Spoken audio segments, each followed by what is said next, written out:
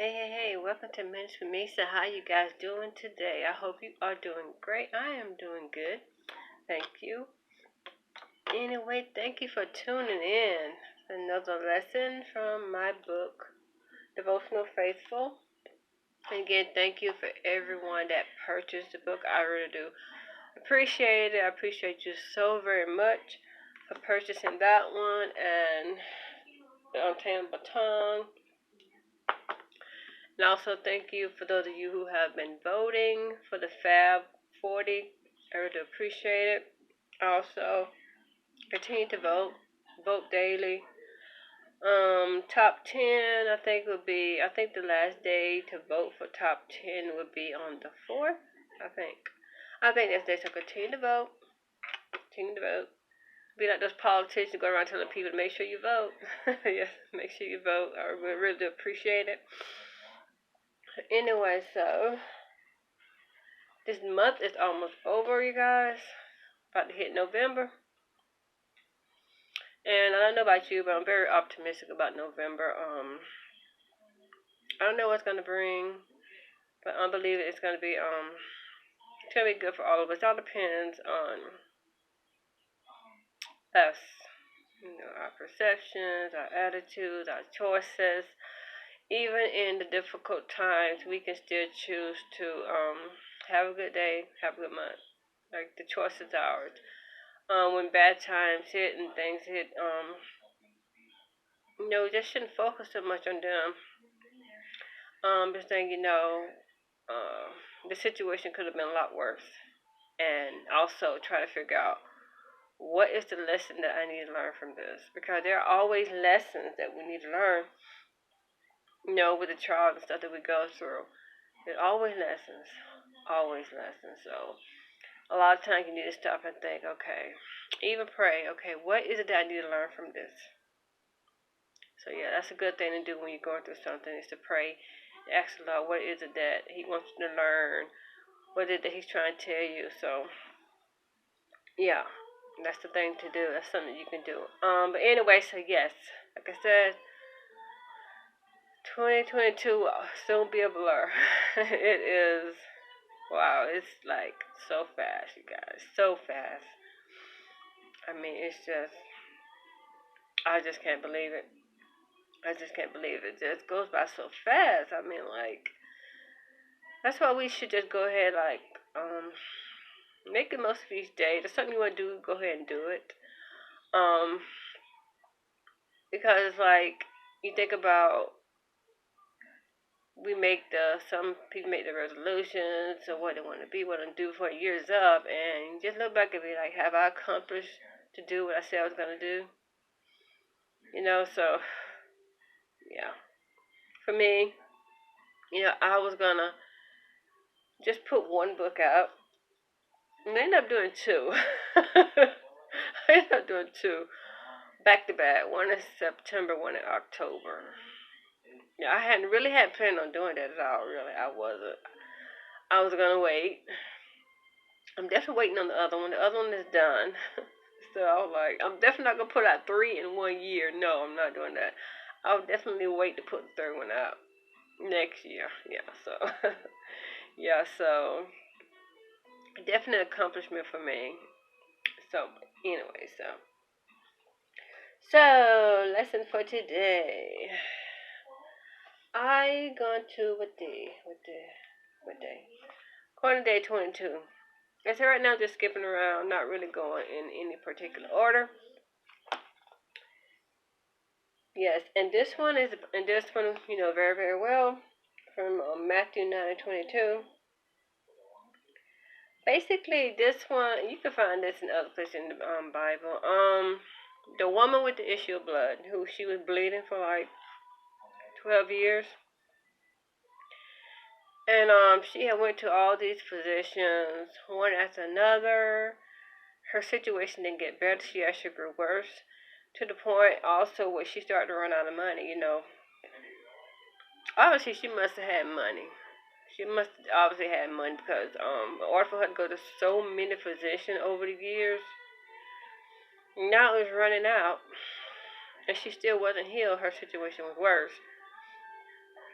So I'm pretty sure some of the methods that they were trying to use back then just wasn't, probably did make her situation worse because, they didn't have the medicine then that we do have now.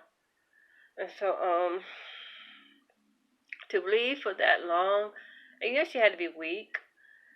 I mean, just constantly bleeding like that. Yeah, she had to be weak. She had to be.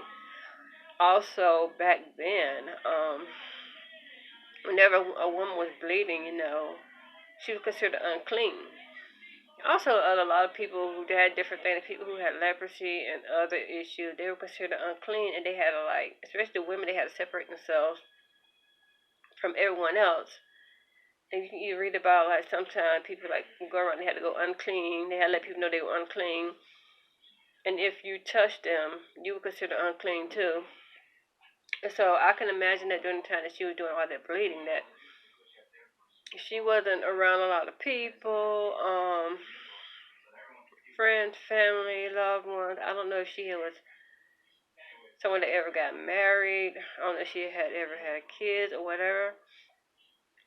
But during this time, it's like, because of her, what was going on in her body, she really couldn't be around them. If you look and you read in, especially in the Old Testament, even a lot of time when the women had their cycles, they had to go off by themselves and be by themselves. They couldn't be around people.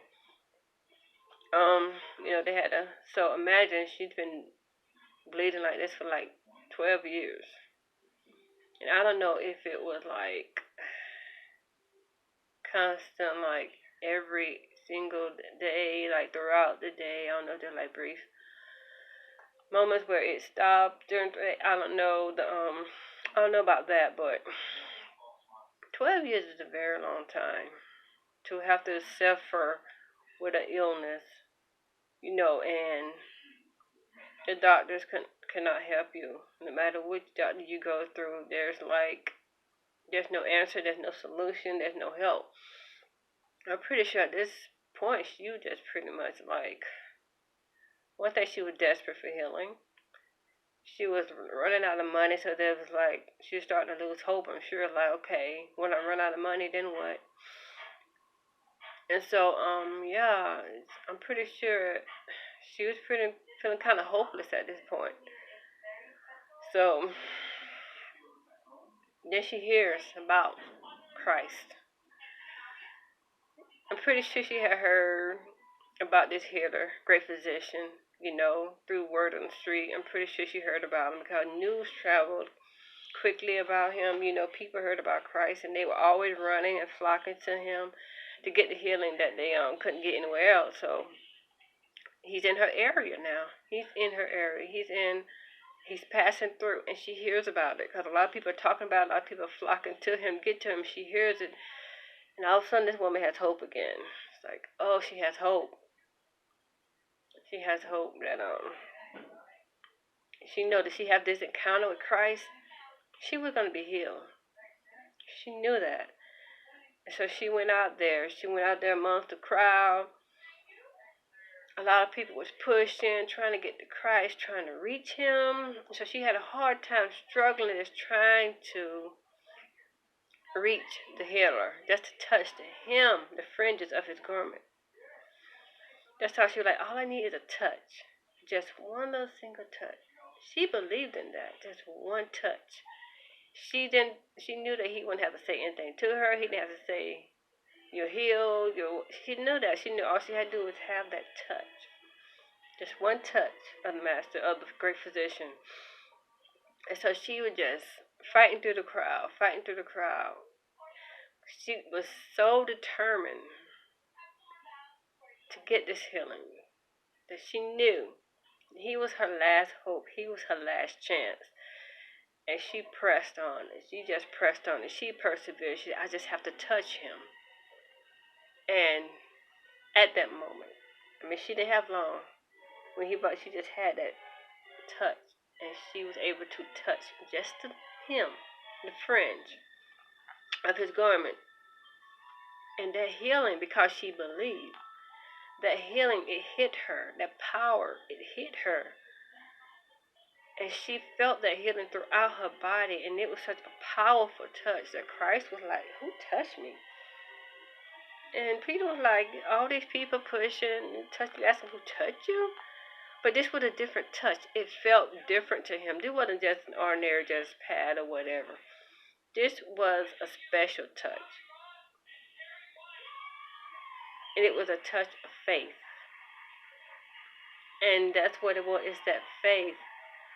She so believed all I need is one touch. And it was so powerful. He felt that, like, who touched me? No, he knew this is a different touch. This is just somebody just lightly touching. This is something special, something powerful. And it was her. And she was scared. She was nervous, like, oh my gosh. When she was found out. Because she just wanted to try to touch him and, and let him walk on by and him not even realize it. But he realized it because he felt power leave him and go through her. He felt that. And she was there. She was nervous, like, oh my gosh, what am I going to do now? He knows. She was trembling. It's like, she had to just confess, hey, she had to let him know, it was me. I touched you. And, he commended her. He really did. He wasn't mad. He wasn't upset, like, how dare you touch me? No, he commended her. And her story is going to live forever. She's gone. And Christ is in heaven, but the story is going to live forever and ever. This woman, I never saw her name. I don't think they ever mentioned her name at all. She's unnamed, but her story is well known all over. Everybody knows about her. They talk about her. I mean, even you go to church, you hear about her face. They don't know her name, but they know her story. And that is powerful, and it's going to always be told about her. She's always going to be talked about. Always. It's written in the Word, and it's not going anywhere. As for an example for us, no matter how long it takes, just hold on to faith. One day Christ is going to show up. Just keep believing, keep praying, keep confessing. You might receive healing on this earth, and you might not receive healing on this earth.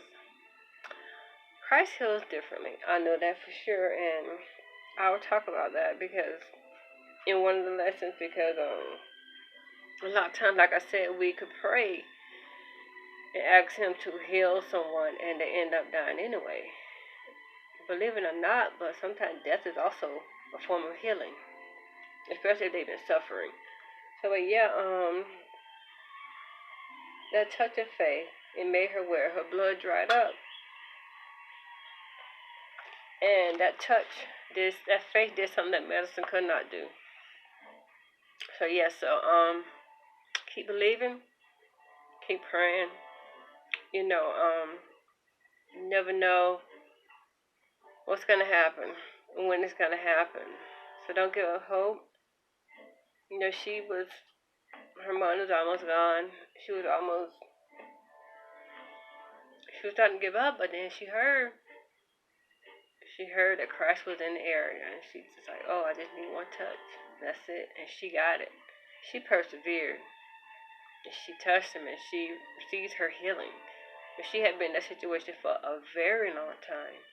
And a lot of you have been in situations for a very long time, and you feel like, I'm never going to be healed from this, or wondering if you're going to be healed from this, because you've been in it for so long. But there's still hope. There's still hope. Christ doesn't have to physically come down and touch you, or you don't have to touch him. I mean, that's not even necessary. He doesn't have to anymore.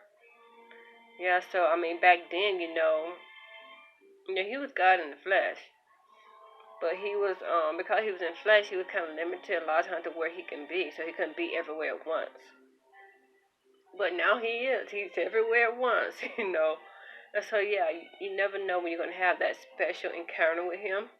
So keep holding on, keep having faith. So thank you. I hope and pray you got something from this word, from this lesson. I enjoyed it. But anyway, so Thank you guys. Have a marvelous day. Have a marvelous week.